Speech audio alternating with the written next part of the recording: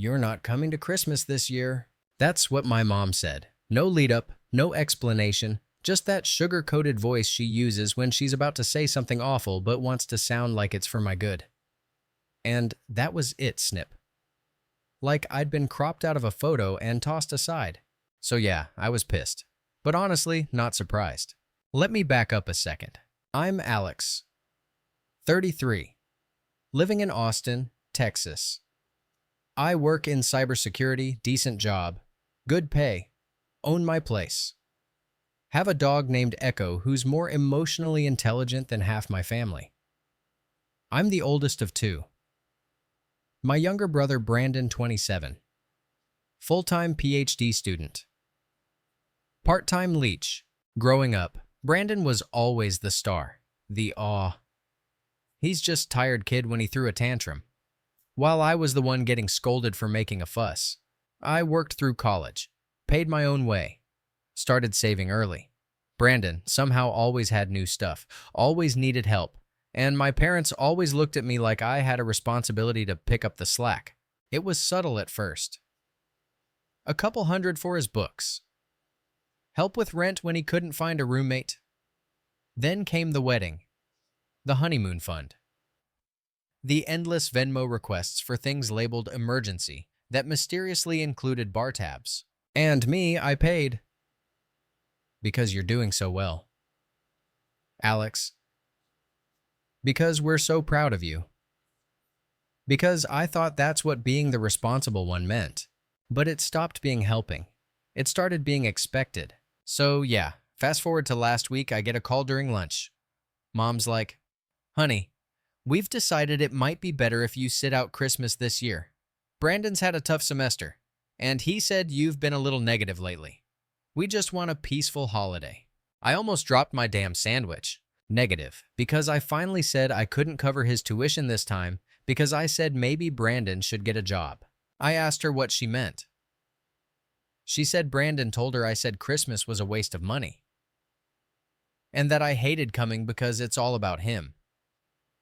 And instead of asking me, she believed him. Of course she did. I told her, fine, if that's what you want, and hung up.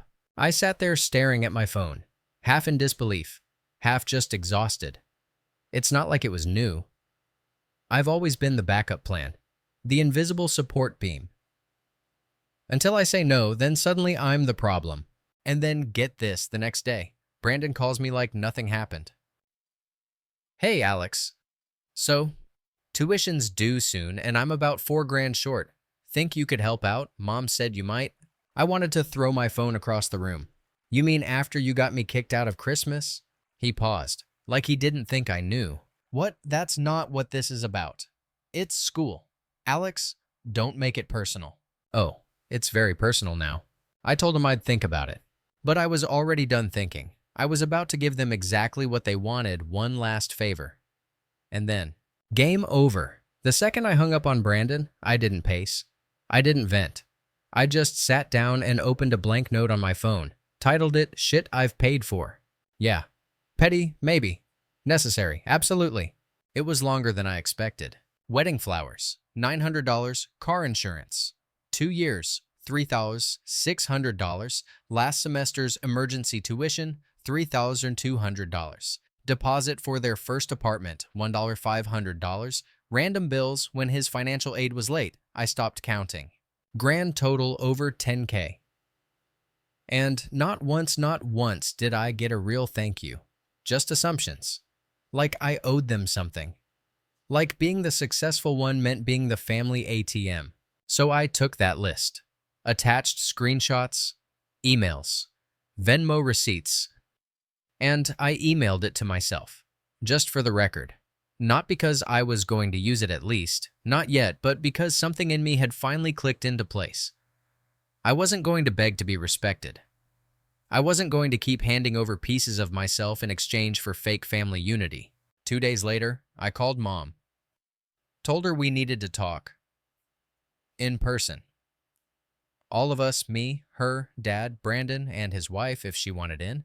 She hesitated, obviously nervous. "Alex, Do we really need to do this before the holidays? Brandon's been really overwhelmed. Oh, I bet he has. I said, we're talking. Tomorrow night, 6 p.m. I'll be there. I could hear her sigh on the other end. Fine, but please don't make it a scene. Funny, considering they'd already made me the villain before I even said a word. I showed up the next evening in jeans and a hoodie. No dress-up. No holiday cheer. No pretending. The air in their house smelled like sugar cookies and something fake, like everything was coated in a glaze of denial. Brandon and his wife were already on the couch. He gave me a stiff nod. She barely looked up. Dad was planted in his recliner like usual. Arms crossed. Face unreadable. Mom was bustling around with a tray of coffee like we were at a PTA meeting.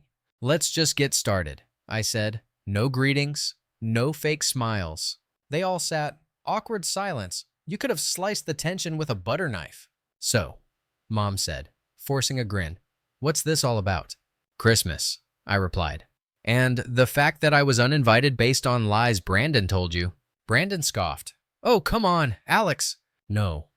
You come on, I snapped, because I have the receipts. I pulled out my phone, opened the text thread where I had asked him 2 weeks ago for Christmas gift ideas for our parents. His reply, don't waste your money.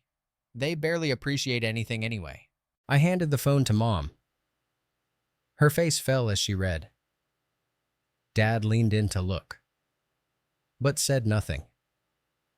Brandon shifted uncomfortably. So tell me again, I said, how I'm the one who hates Christmas. Mom opened her mouth, but I wasn't done. I turned to Brandon. You went to them and spun a story to make yourself look good again. And I'm done pretending that's not your entire playbook. Brandon rolled his eyes. You're being dramatic. I laughed. Dramatic? You manipulated our parents into cutting me out of a family holiday, then called me the next day for money. That's not dramatic. That's delusional. He shifted again, but still had that smug, victim-y expression he always pulled when he knew he was cornered. You don't know what it's like, he muttered. School's been hell. The cost of living is insane. And you what? I cut in. Say it. You've always had it easy, he said finally. You've got a job, money, freedom. No one's helping you. And you act like that's noble. But it's just selfish. Selfish. That word hit harder than I expected. I stood there, staring at him, heart pounding. Let me make this crystal clear, I said slowly. Since I was 16, I've worked my ass off. Paid for my own college. Paid for this family's bills. Paid for your life. And the one time I draw a line, I'm selfish. Mom tried to cut in. Alex, that's not what he meant. No, I said, that's exactly what he meant. The room was quiet for a second. Then Mom's voice. Soft and tired, we just didn't know you felt so. Burdened. Because you never asked, I replied. You just assumed. And I let you. That's on me. But now I'm setting the record straight. I reached into my bag, pulled out a small folder, and slid it onto the coffee table. That's a breakdown of everything I've paid for Brandon in the last 5 years. I also included his request from this week, $4,000 for tuition. I've sent it. It'll clear tomorrow. Brandon's eyes lit up for half a second, until I kept talking. But that's the last cent you'll ever get from me. No more favors. No more gifts. No more invisible support. After this payment, I'm done. You could hear a pin drop. Dad finally spoke, voice gruff. That's a bit extreme, don't you think? I turned to him. No. What's extreme is being cut out of Christmas without a single question. What's extreme is being used and disrespected for years and being told it's family. Brandon stood up suddenly. So that's it. You're just walking away. Yep, I said. You wanted to make me the bad guy. That guy, fine. I'll be the villain who pays your tuition and never comes back. Mom was on the verge of tears now. Alex, please don't do this. We're still a family. I looked at her. Really looked at her. And I saw it: guilt, confusion, maybe a flicker of regret, but not enough. We were a family, I said. Now I'm just someone you used until I had nothing left to give. Then I turned to Brandon. Good luck with grad school. And I walked out. Didn't slam the door. Didn't cry. Just walked. The weight gone. The silence golden. Because for once, I wasn't holding everything together. I was letting it fall. And damn, did that feel good. The drive home that night was weirdly peaceful. No music. Just me and the hum of the engine and the kind of quiet that sinks into your bones. Like something heavy had been yanked off my shoulders and tossed out the window. I didn't cry. I didn't feel triumphant either. I just felt clear. The next morning, I transferred the tuition money, $4,000 exactly. No note.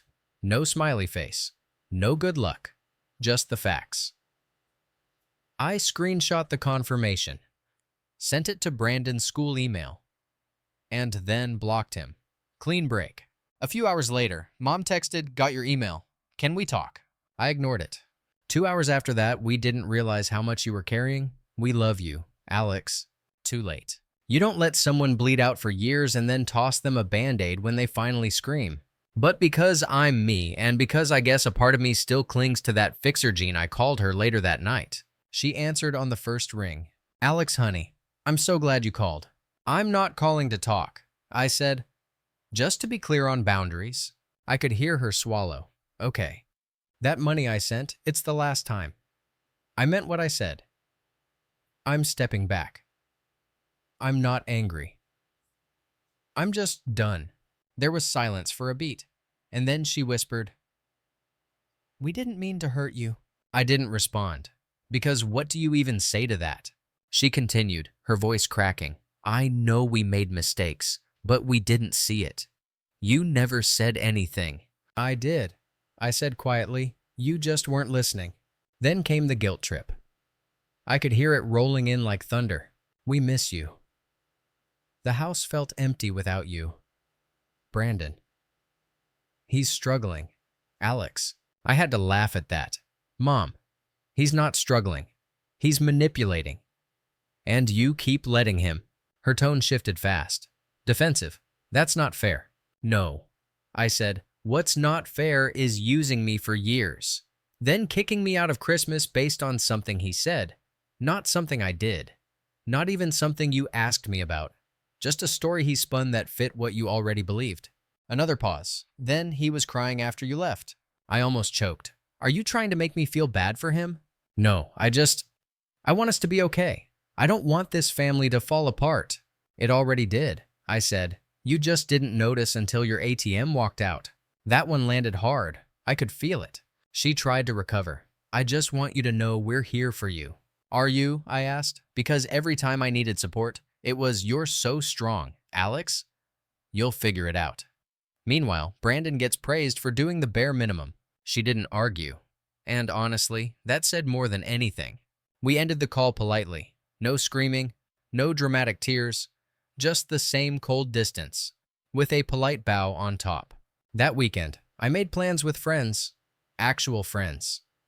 People who laughed at my jokes and didn't ask for money. We did a Christmas potluck, drank cheap wine, watched dumb movies, and exchanged stupid gifts from the dollar store. It was the best holiday I'd had in years. No stress, no passive-aggressive digs, no expectations, just peace. Christmas came and went. I posted one photo, me and Echo in matching pajamas, a cup of coffee in hand. Captioned, "Best gift this year, quiet." Brandon didn't respond, neither did Mom. But Dad texted me, "That was new. Hope you're well. We missed you. Let's talk soon." I stared at the message for a while. Didn't know what to make of it. My dad's always been the silent one, observing from the recliner while Mom ran the emotional circus.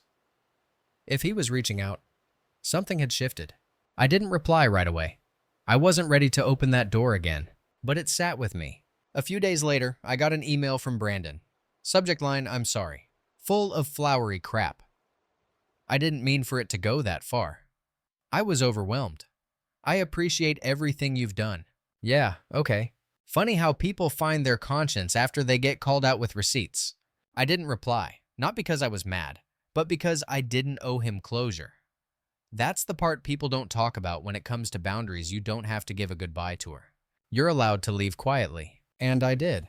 That January, I switched my number, changed the locks on my place, revoked the joint account access I'd stupidly given my parents years ago just in case, set up a new emergency fund for me. Every day that passed, I felt a little lighter, like I'd been living under a pile of emotional clutter, and was finally clearing it out. I started journaling again, went back to therapy, took Echo on longer walks, and started waking up without that knot in my chest. It was wild how much of my life had been shaped around them. Their needs, their moods, their approval. Now I was living for me, and for the first time, it didn't feel selfish. It felt necessary. I still got texts from Mom sometimes. Little updates. Brandon's doing okay this semester. Dad had a checkup. All clear. We're thinking of you. I didn't block her, but I also didn't engage. She needed to learn that access to me was no longer a default. It had to be earned. And a few nice texts weren't going to undo years of being sidelined, blamed, used. A few weeks later, I got a call from a family friend, Aunt Maria, who was basically the only real adult growing up. She always saw through the bullshit but kept her distance to stay on good terms with everyone. She said, "I heard what happened at Christmas. Just wanted you to know I saw it, all of it. You weren't wrong to walk away." That hit harder than I expected. Because for once, someone in the circle got it. "I don't think they realize how far they pushed you," she said, "but I do. And I'm proud of you." I think I cried after that call. Not loud sobs, just that quiet, shaky kind of relief. The kind that comes when someone finally says, "You're not crazy. They really were treating you like that." That validation, priceless. It wasn't revenge. It wasn't some grand finale where I burned the house down and walked away in slow motion. It was just me, choosing me, and realizing that was enough. By mid-February, I'd started to forget what their silence sounded like. It used to be heavy, like some kind of punishment, but now it was just quiet. And it felt safe. Then the text changed tone. From "Hope, you're doing well" to "We're still family, Alex. We miss you." Then "Don't let a misunderstanding ruin everything." Followed by "You're being distant on purpose." Oh, so now I'm the problem again. Classic. The longer I stayed silent, the more they started flailing. That's how you know people aren't sorry, they're just uncomfortable with your absence. By early March, I got a random message from Brandon's wife, Amanda. We've never been close. She always looked at me like I was a vending machine that refused to accept her coins. Her message was long and fake sincere. "Hey, Alex. I know things have been tense lately. Brandon's been under a lot of pressure.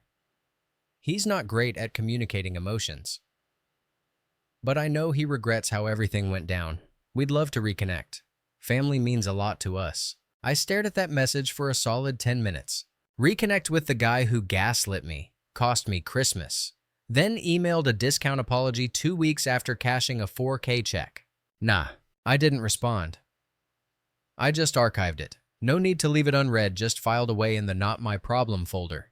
Because here's the thing they never grasped. This wasn't a tantrum. I wasn't throwing a fit. I wasn't waiting for someone to beg me back. I was rebuilding. Quietly. Carefully. For the first time. On my own terms.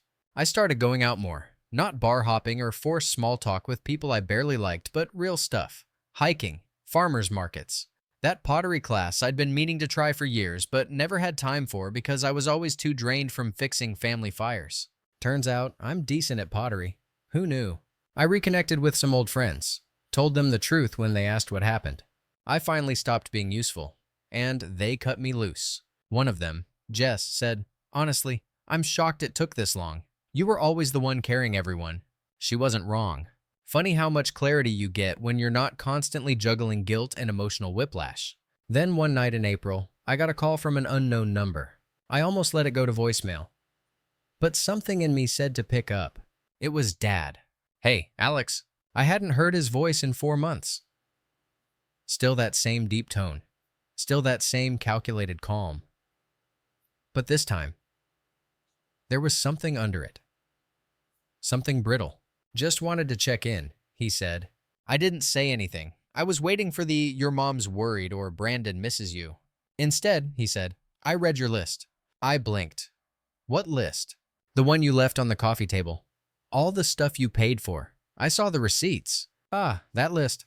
I'd left it there intentionally. But I didn't think he'd actually read it. He always had a gift for tuning things out when they made him uncomfortable. I didn't know it was that much, he said. I mean, I knew you helped, but I didn't grasp the scale. I stayed silent. He continued. We messed up. I did. I should have spoken up more. You've been treated like a fallback plan for years. It wasn't a perfect apology, but it wasn't nothing. I appreciate that.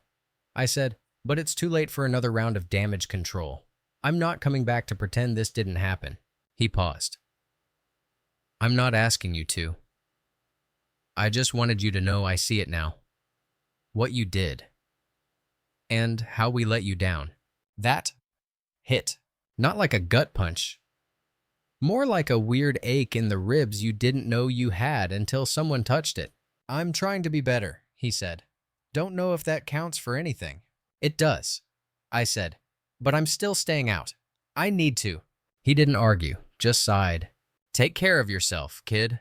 You too, Dad. We hung up. No promises, no expectations. Just a quiet truce. After that, the text slowed down. No more guilt trips, no more "what about Brandon?" Just the occasional weather update or random forwarded meme that didn't make sense. It was progress. Messy, small, and fragile but real. And while they adjusted to my silence, I started building a life that had nothing to do with them. I started a side hustle freelance cybersecurity gigs. Made more in 2 months than I had in my first year out of college. I donated some. Spoiled Echo with a ridiculous new bed. Bought myself a damn kayak. Because why not? I finally let go of the idea that family was supposed to be forever. Turns out, sometimes family is seasonal. And when the season ends, you get to decide what stays and what gets packed away. Brandon didn't reach out again. Not directly. But I heard through a friend of a friend that he was struggling emotionally and feeling abandoned. Part of me wanted to feel bad. Another part of me remembered all the times I asked for the bare minimum and got told I was overreacting. Healing isn't linear. Some days I still feel that old sting when I see a sibling post about their best brother or sister ever. Some days I scroll past holiday photos and feel a tiny hole in my chest. But most days I feel free. Because I stopped waiting for them to notice I was drowning. I swam out, on my own, and now I get to choose who I invite onto the damn boat. Sometime around May, I realized I hadn't thought about Brandon in over a week. No dreams, no random mental replays of old arguments. No reflexive guilt pinging me whenever I saw siblings hanging out in coffee shops or making dumb TikToks together. It was weird, not in a bad way, just like my brain had finally rearranged the furniture and put his shit in the garage. And yet, I knew it wasn't done. People like Brandon don't go quietly, not when the power dynamic shifts. Sure enough, it started with a LinkedIn notification. Brandon updated his profile seeking opportunities. PhD candidate in behavioral psychology. Available for consulting and speaking engagements. I had to laugh.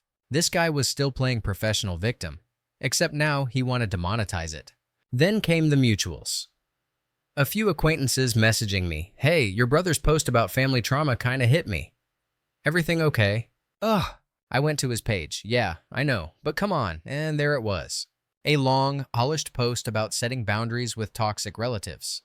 And how he was learning to rebuild after being financially manipulated by someone who weaponized generosity. I blinked, read it twice. I was the toxic one. The generous manipulator, me. I wasn't even angry, just stunned. This dude really flipped the script. And people were eating it up. Likes. Comments.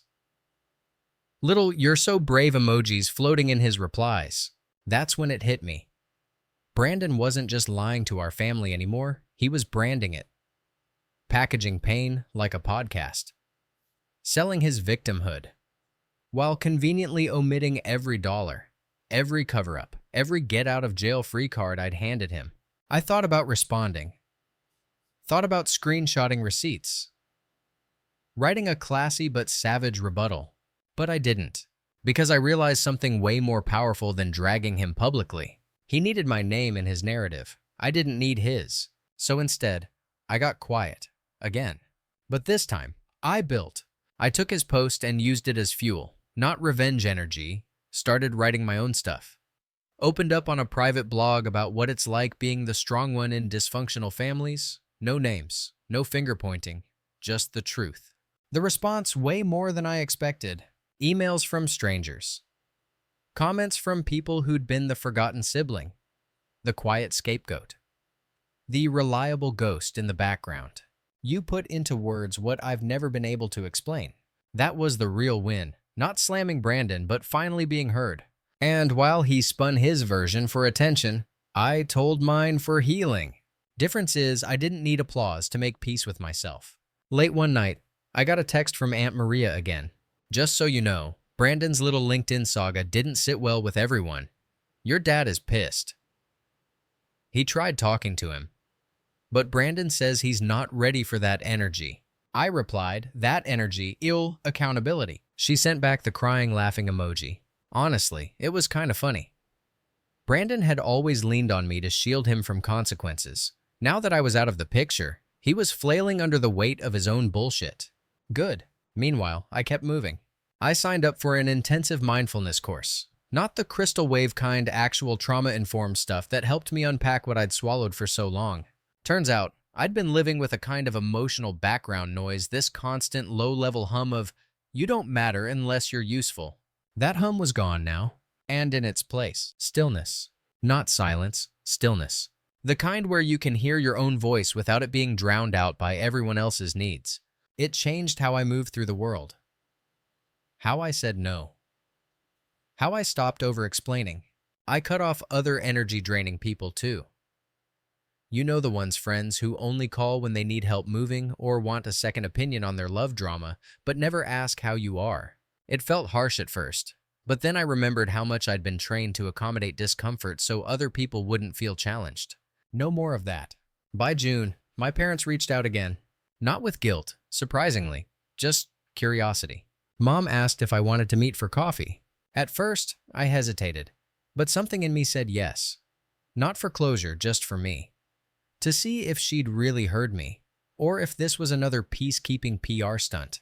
We met at a quiet little cafe I liked. I got there early, watched her walk in, looking smaller than I remembered. Hi, she said, soft. Hey, we ordered, sat. She didn't launch into a speech, just sipped her tea like she was waiting to be told what the rules were. Finally, I said, why did you want to meet? She looked up, eyes glassy. Because I miss you. And because I don't want to pretend anymore. You were right. I didn't respond, just listened. She took a breath. I believed Brandon because it was easier than confronting how we'd treated you. And I let that pattern go on for too long. That was probably the most honest thing she'd said in a decade. And now I asked, I don't expect you to forgive us. I just want you to know. We see it now. I see it. And I'm sorry. There were a lot of things she could have said that would have made it worse. But she didn't go there. No excuses. No, but we did our best. Just ownership. I nodded. Thanks. We didn't hug. Didn't do the movie ending. But we sat there for another half hour, talking about small things. Safe things. I left feeling okay. Not fixed, not healed. But okay.